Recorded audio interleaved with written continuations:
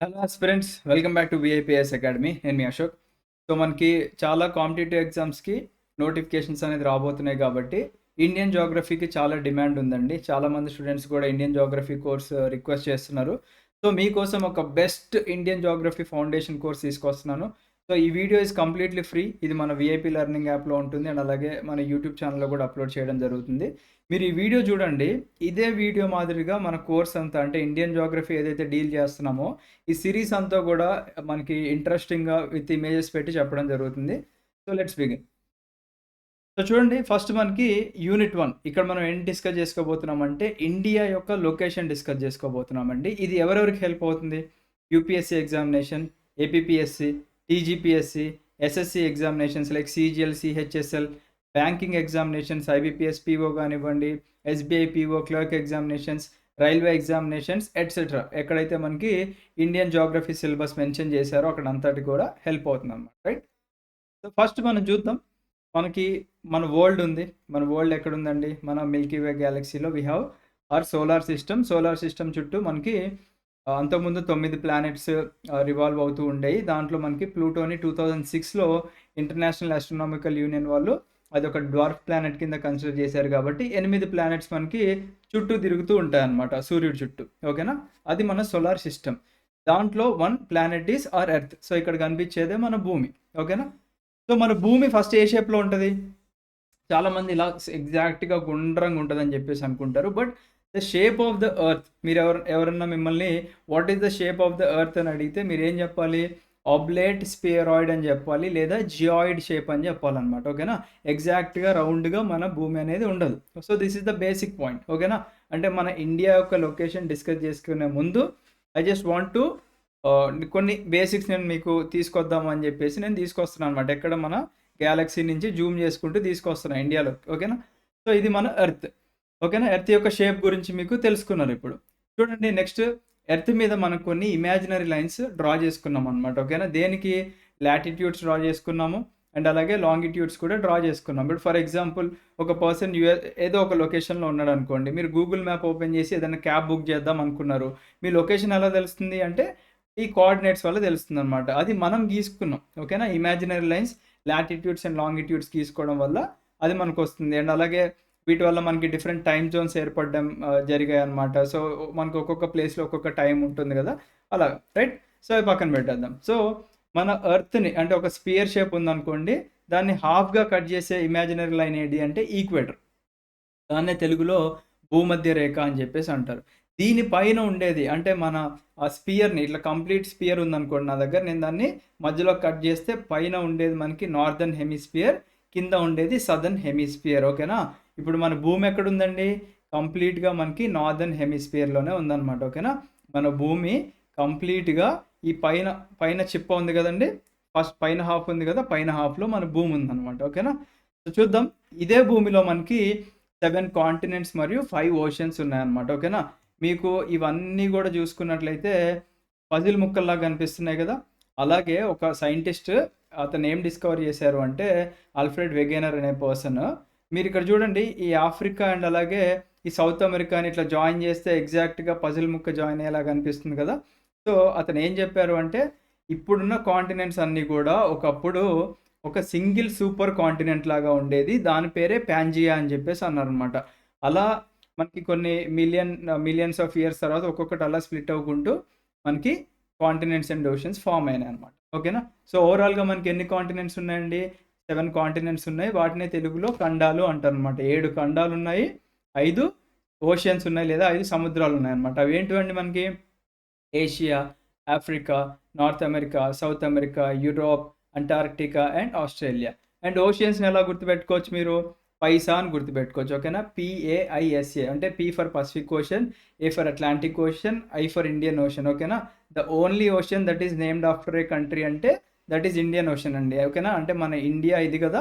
India కింద ఉండేదే Indian ocean. ఇంకా ఏ కంట్రీకి గూడా ఆ కంట్రీ యొక్క నేమ్‌తో ఒక ఓషన్‌ని రిప్రజెంట్ చేయట్లేదు. ఓకేనా?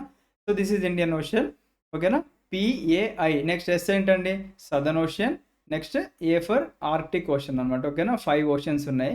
ఇక్కడ మీరు ఒక గమ్మత్తైన విషయం అబ్జర్వ్ చేసినట్లయితే ఇక్కడ ఏషియా చూసుకుందాం ఫస్ట్. ఏషియా కాంటినెంట్‌లో మనకి కాంటినెంట్ నేమ్ ఏతో స్టార్ట్ అవుతుంది. ఏతో ఎండ్ అవుతుంది.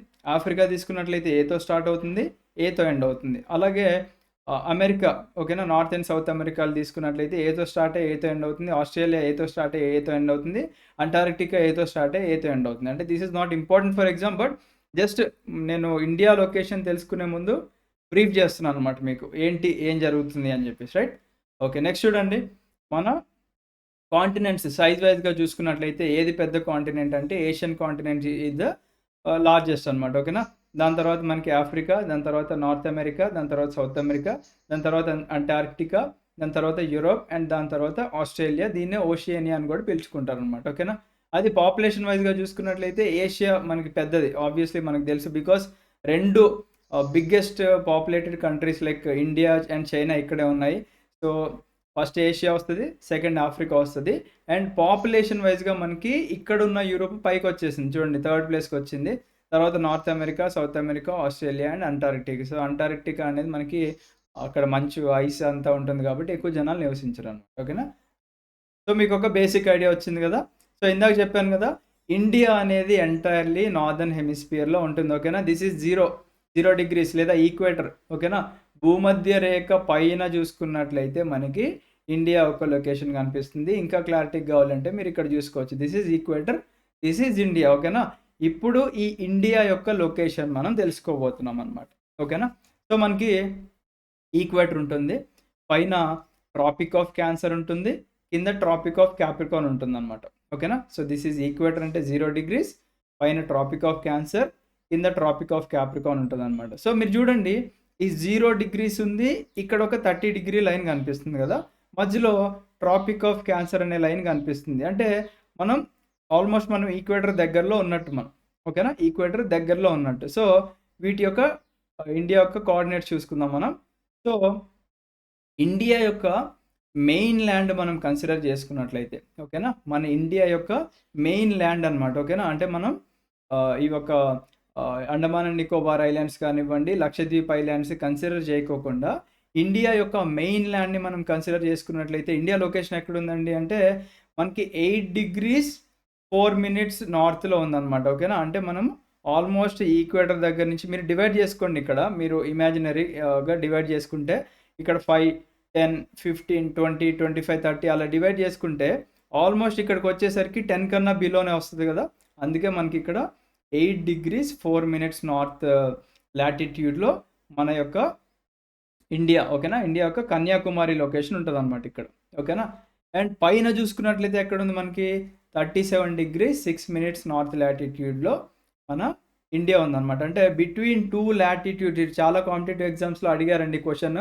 ఇండియా ఒక లొకేషన్ ఏ లాటిట్యూడ్ మరియు ఏ లాటిట్యూడ్ మధ్యలో ఉంది అంటే 8 డిగ్రీస్.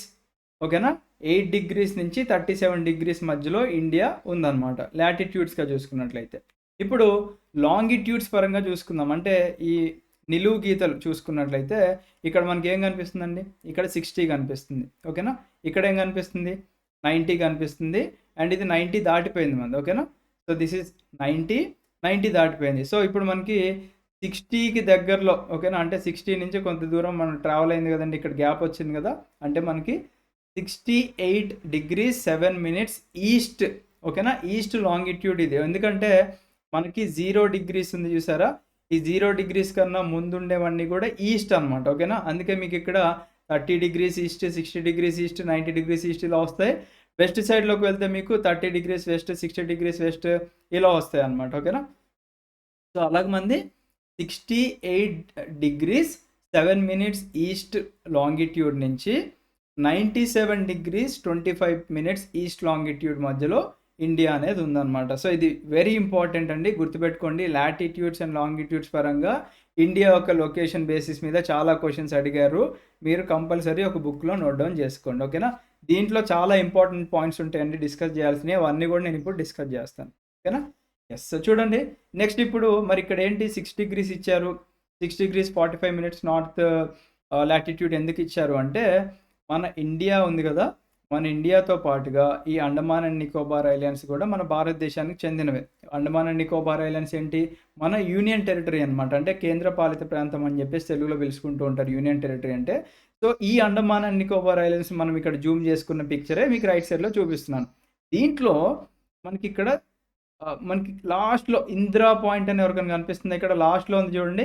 ఇందిరా పాయింట్ ఓకేనా? సో, మన ఇండియా మెయిన్‌ల్యాండ్‌లో చూసుకున్నట్లయితే 8 డిగ్రీస్ ఉంటే, కంప్లీట్ ఇండియన్ యూనియన్‌ని మనం కన్సిడర్ చేసుకున్నట్లయితే 6 డిగ్రీస్ 45 మినిట్స్ నార్త్ లాటిట్యూడ్‌లో మన ఇండియా యొక్క కింద టిప్ ఉందన్నమాట.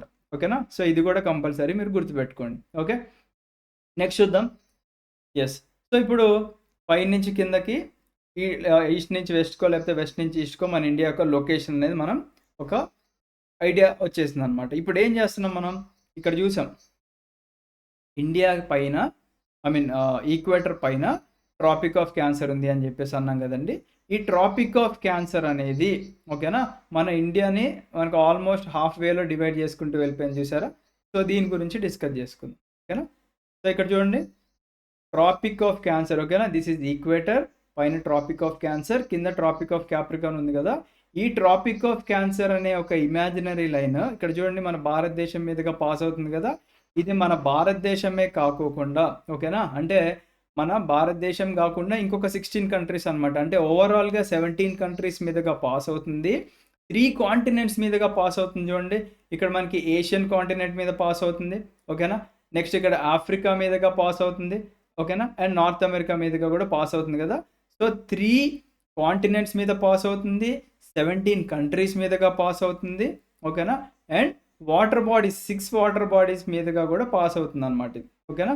6 వాటర్ బాడీస్ మీదుగా కూడా మనకి పాస్ అవుతుందన్నమాట. ఆ 6 వాటర్ బాడీస్ ఏంటి?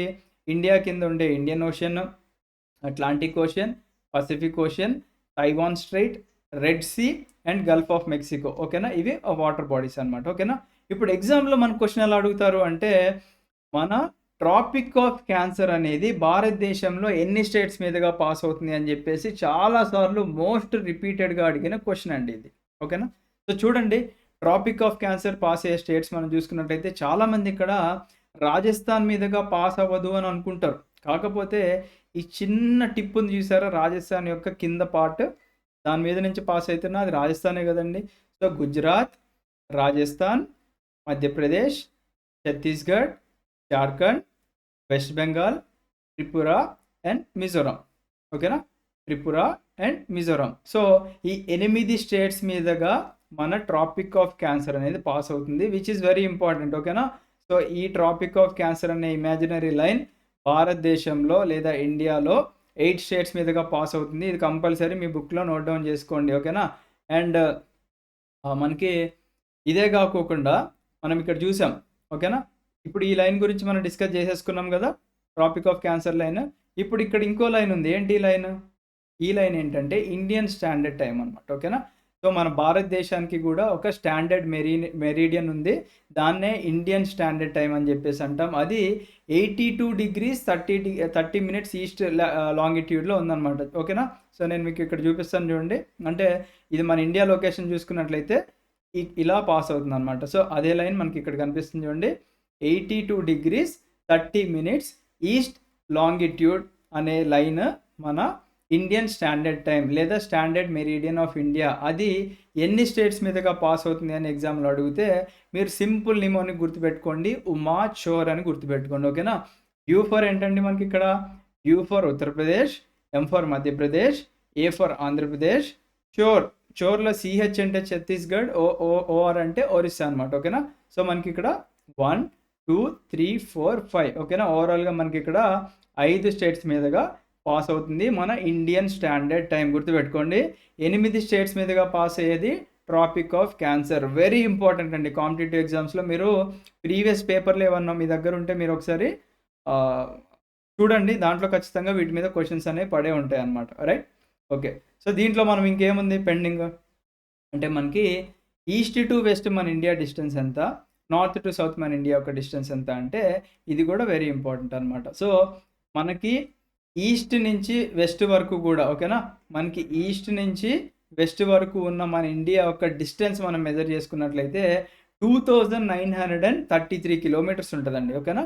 2933 కిలోమీటర్స్ ఉంటది. రైట్? వేరాస్ నార్త్ నుంచి సౌత్‌కి చూసుకున్నట్లయితే 3214 కిలోమీటర్స్ అనమాట. ఓకేనా?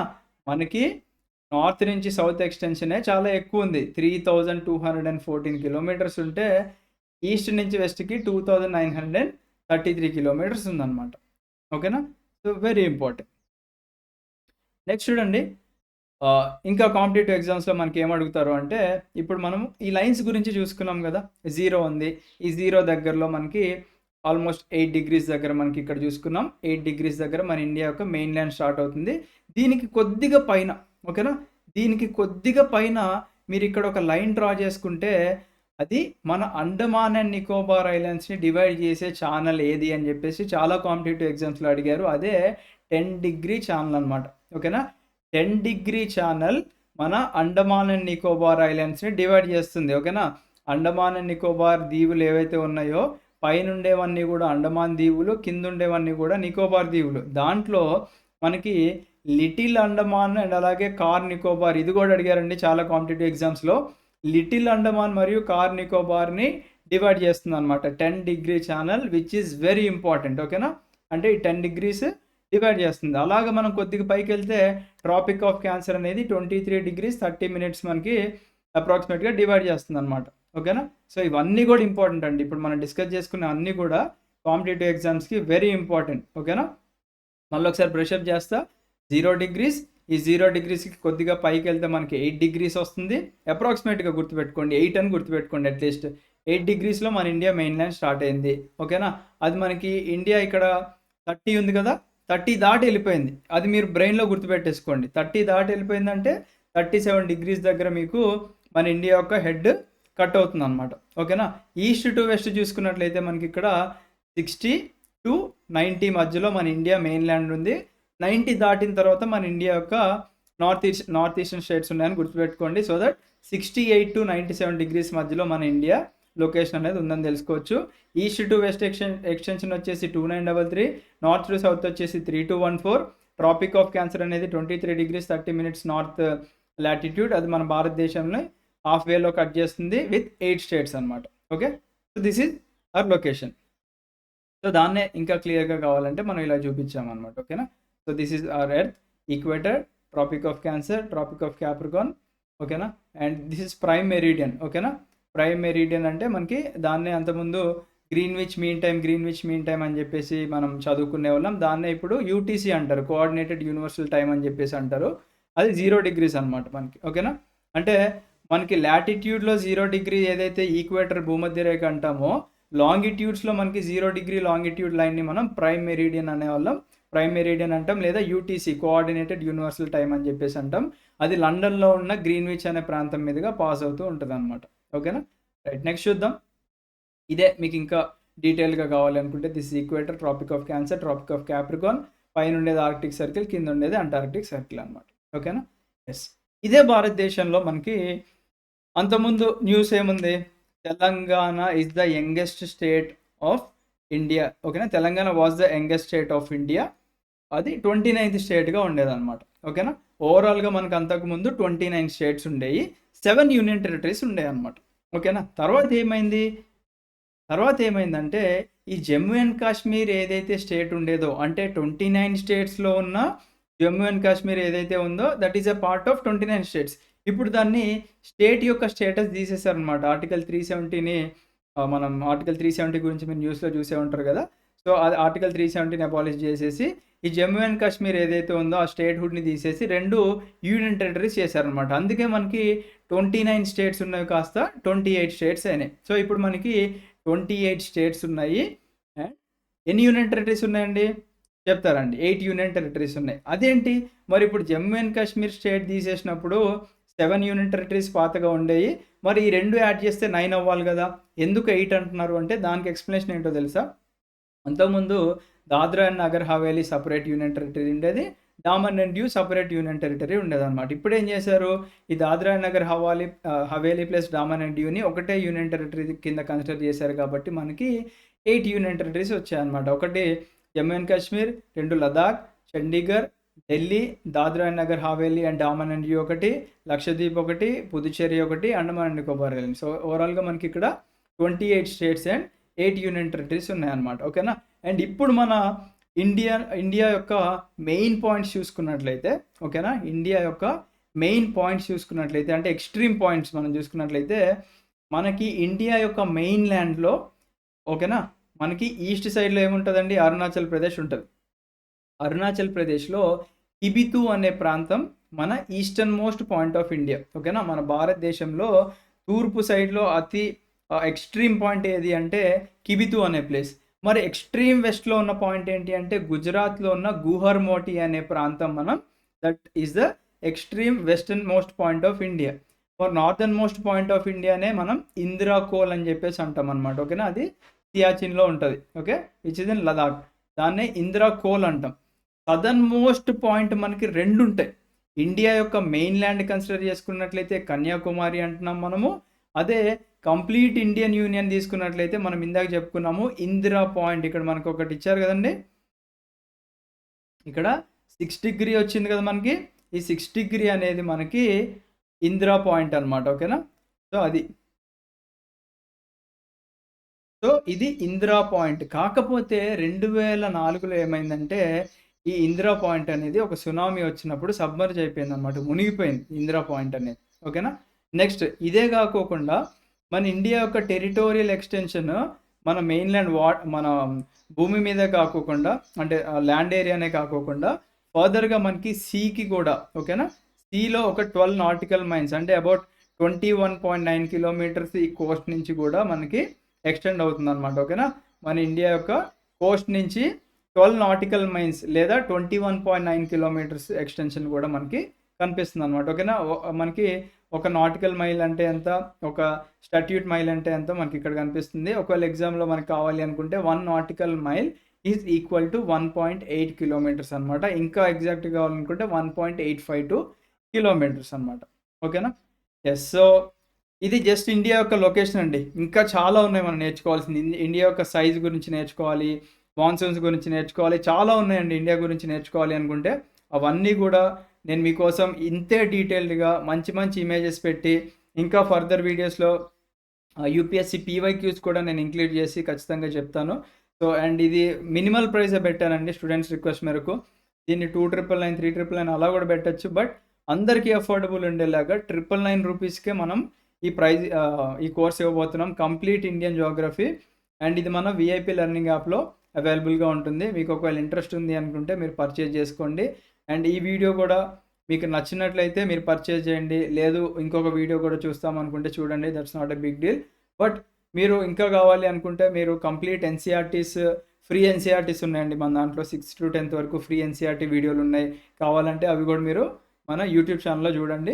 ఈ కోర్స్ ఏంటంటే కంప్లీట్‌గా కాంపిటీటివ్ ఎగ్జామ్స్‌కి హెల్ప్ అయ్యేలాగా డీటెయిల్డ్‌గా మనం డిస్కస్ చేసుకోబోతున్నాం అనమాట. Which will be a great foundation for all your for your preparation అని చెప్పుకోవచ్చు అనమాట. ఓకేనా? So, I wish you all the best అండి. Have a great day. జై హింద్.